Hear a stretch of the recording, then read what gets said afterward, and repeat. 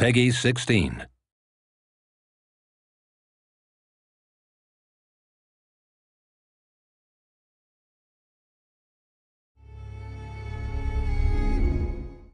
Hello world, I'm Patricia, and this is... Hi, I'm Dom. He is our... Campaign designer. Yes, and we're from Creative Assembly, and we are about to do a Let's Play video on the campaign map. So, do you want to walk me through what we're going to see today? Yep, well, we're going to begin off just by showing you the front end and introducing you to the factions that we've been revealing over the past while. Sweet. I mean, this is the front end at the moment. May change a little before we release, but you get the idea. We have our factions, or our major faction groups up top here. In this case we have Rome selected. You can see that we have the three families, the houses you can choose from. Cool. Now each major faction, that is Carthage or Rome, or each faction group, Eastern Empires, Britannic tribes, Gallic tribes, successor kingdoms and Germanic tribes, have a sort of a unifying faction trait. Now in the case of the Romans, they get this little experience gain rate boost to their heavy infantry, and they get some food production bonus across their provinces. Everyone likes bread. Everyone likes bread, and circuses. Yeah. And then these remaining three traits are actually specific to whichever faction or family you pick. So in the case of these guys, the Cornelia, we have they're great administrators, obviously important statesmen within Roman politics, so you get a little tax bonus.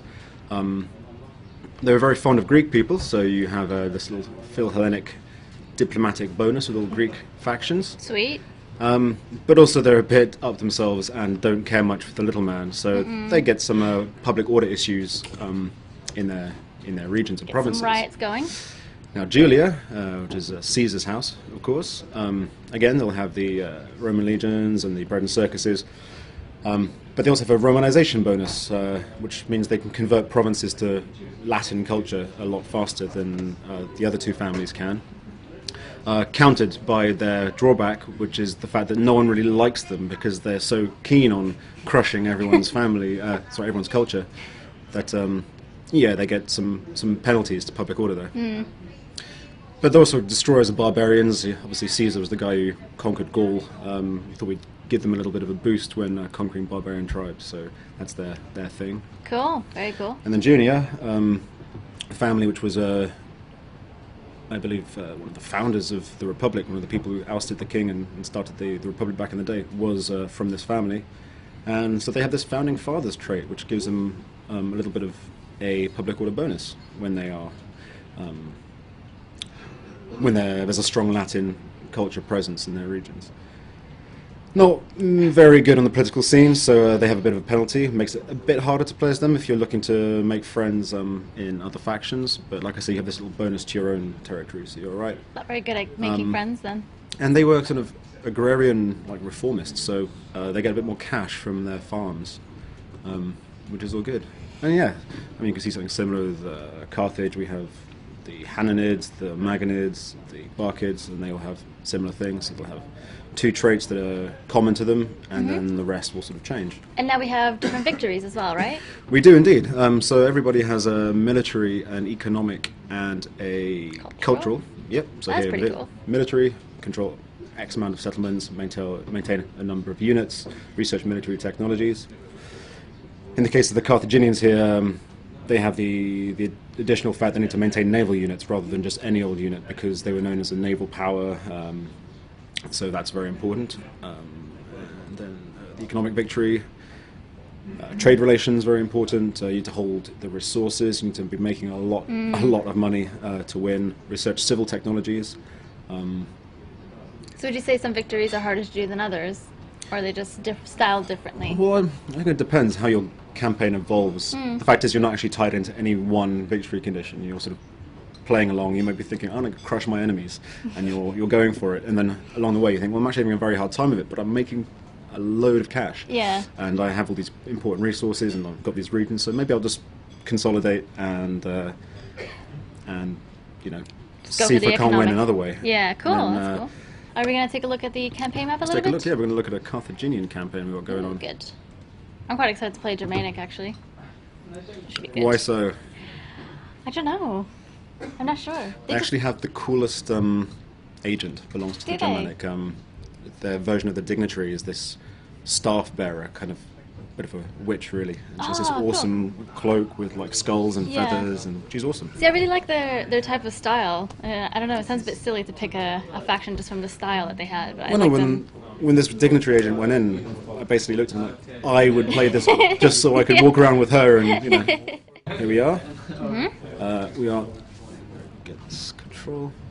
We are looking at we're in Mauritania here.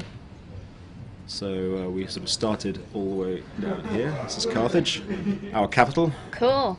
We also had a It's huge. colony here in Lilybaeum and Caralis, as well as a small colony all the way over in Kart Hadasht, which actually means Carthage as well, but we felt it might be confusing to have several cities with the same name. Yeah. Now you'll Love it. notice, or people out there, keen-eyed people will notice that, actually no, you won't notice, because obviously we've been playing for a while here. But yeah, in the start pause, originally we gave this territory to Carthage, Oh, right. but we kind of adjusted it now, so rather than giving them the entire north of Africa, they're an interesting faction to start with because they're spread out. So here they have Carthage, they're here, and all the way over in Spain. It's a lot to manage in very different areas. You've got to really make sure you don't get overwhelmed by people. Run me through some of sort of the inner workings of a city, and maybe we can take a look at some of the politics, some of sort of the, behind the scenes things that may happen after a battle or before a battle. Well, what you're going to see here is we have an entire province, the province of Magna Graecia, which we've conquered both from the Romans and from the poor fellows of Syracuse. And by selecting one of the settlements here, you'll see we bring up the entire province panel. If we didn't own all the settlements, these would be sort of blocked out, and we need to get visual confirmation to be able to get sort of spy information on these places, see what's cool. inside them. But as you can see, we've got a lot going on here, and we're currently running an edict. This is the Stimulate Trade Edict, which gives a considerable boost to all your income from markets and trade ports. Obviously, it's you can't run these edicts unless you own the entire province. So if I say go back to Carthage, I just have the one settlement. I can max this out as much as I want, but unless I secure control of the other regions here, I'm not going to be able to just boost it with that extra bit of that extra sweetener that is the edict. So here, obviously, we want to make money. We've been trying to rake it in, prosecuting many wars. Yeah, you need money. You can't kill people without money. Always need that money. But what else we can do here? We can rally the mercenaries. Now, the Carthaginians were very much known for their use of mercenaries. Their civilian fighting force was not very good. Lots of their own citizens were fighting in the navy, but yeah. So if you want to add to your mercenary units, you can, when you have an entire province, go to rally mercenaries. Ah, look at the little green. Everyone's Yeah. celebrating. Well, in this case, they're celebrating. That's a population buff. You can Okay. see there. If it's a military buff, it'll have red confetti. And cool. if you're making lots of money, then it'll be a Gold one. gold one. Yeah, so yeah, visual confirmation. You set off your edict, you get this confetti effect. You can see it across the map in other places as well, assuming other people are celebrating. But I think these guys have cool. cause to celebrate. Now you'll see here that the Etruscan League have actually kicked the Romans out of Rome, which is quite an unhistoric turn. Yeah. But hey, that's what this game is about. It's about creating the sandbox and exploring it. Making your own Making history. your own history, or letting the AI sometimes create its own history for you. So here we are. We have the overview map, which I'm sure many of you have seen. Sorry, we don't care about unrest right now. What we care about is the map. Is the map. Yeah, many of you have seen this in the E3 video, of course. The world is huge. Massive. And see, these are all the people I know. It's actually quite tragic because, you look at this list. You see that Wow. Rome has been destroyed. Now there's lots of other people for us to kill, so it's not such a big deal. But look at all those people. Yeah. So we've done a bit of exploring. We've seen some ships around. You can see that we've got trade relations going on, and by trading with people further afield, you reveal more and more. As in Shogun 2, you have to encounter a faction before you can actually deal with them. Yeah. And you've made some enemies as well. Well, of course, not everyone is going to be on good terms. Like here, the Seleucids, for example, they have not much of a reason to like me. No. I'm dealing with their enemies. Sorry. You can see I've dealt with them in the past, so they have some goodwill. But when combined with the fact that I'm basically trading and being all pally with some of their worst enemies, Yeah. it doesn't add up very well. Are you going to try to rectify that, or are you just going to... Well, they're a bit far away for the moment. I'm sort of concentrating on this area here. Not a problem. The minute I start moving across, or if they survive and make their way across and start conquering, when we encounter each other, chances are it's going to start off very badly. Cool. And yeah, and this is someone who is, on good terms with me. We have the Celtiki, or however you want to pronounce that. Cool. Well, thank you so much, Dom, for taking me through this, and I guess see you guys around. I'll see you soon. Thank you for watching.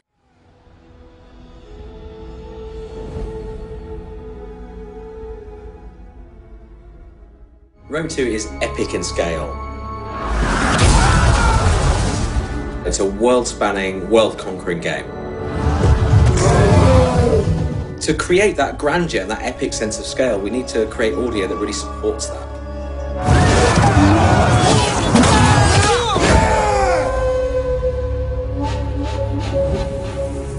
So the prologue in Rome 2 is a kind of contained, narrative-driven mini-campaign that leads the player into the full campaign game. Soldiers of Rome, we have travelled far together, down a path not of our choosing. So we have Mark Strong playing the part of Silanus, who's the kind of protagonist in the prologue. Mark Strong is a great actor. He's worked in numerous films, Kick-Ass, Sherlock Holmes. Mark is perfect for the role. He's got power and gravitas. You can just feel the strength in his voice when he delivers a line. Fate and the cruelty of man compelled each of us to draw our weapons, stand back to back, and defend our lands against the common foe. He kind of starts off as a mid-rank Roman commander, and then as the prologue progresses, he sort of rises up in rank to eventually become a proconsul.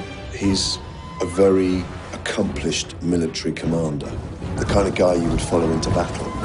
Although interesting in the game, the more successful he becomes and the more power he accrues, he seems to fulfill that old saying that power corrupts and absolute power corrupts absolutely. It is clear that evil left unchecked will always find Rome. It's very important you understand the character you're playing in order to give the game some life. We shall forge our destiny together! If you're trying to find a way to give him gravitas and make him believable, you've got to make the lines sound like somebody who you would follow into battle. We did not seek this war. It is our homes at birth. So I've given him a kind of gravelly strength. He definitely draws the player into the game right from the start. He sort of builds up his character really well, and just kind of the weight and command in his voice works really well. My work this morning, there's been a lot of rallying call to battle, so as far as I'm concerned, Romans spend most of their time fighting, it seems to me. For Rome!